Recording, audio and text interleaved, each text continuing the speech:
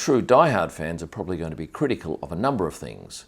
Like what? Well, to race in Formula One, a driver needs to gain a super license. Brad would not have qualified for one under the current regulations. At one point, there's a need to change a driver just before a race start. However, purists will know that a driver who hasn't set a time in qualifying cannot start in the race, not even from pit lane. Have a look at this scene that I shot in 2024 at Hungary. Two drivers high-fiving their crew in Parc Ferme after a good result. Not a top 3 result, just a good result. However, purists will be noting that's not possible. Crews can't go to Parc Ferme if their driver doesn't finish 1 to 3. Press conferences that wind up with journos shouting questions as the drivers walk out, that never happens either. They're very staid affairs at Formula One. Another thing in the movie, after a long race, the drivers always come out of the car in pristine white race suits, whereas in real F1 life, have a look at the back of a race suit. Dirty marks from the seat. If you go to the final scene, long-time fans will pick up that the trophies are handed out in the wrong order. And one final thing, towards the end of the movie, a driver walks through a very crowded corridor with lots and lots of patrons from the paddock in there. However, he's not accosted for a selfie or an autograph once.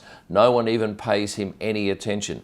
I can tell you straight up, that is never going to happen at a Formula One race. And if this movie turns out to be the blockbuster that it looks like it might be, it will be even harder for drivers to get around the paddock than it is now.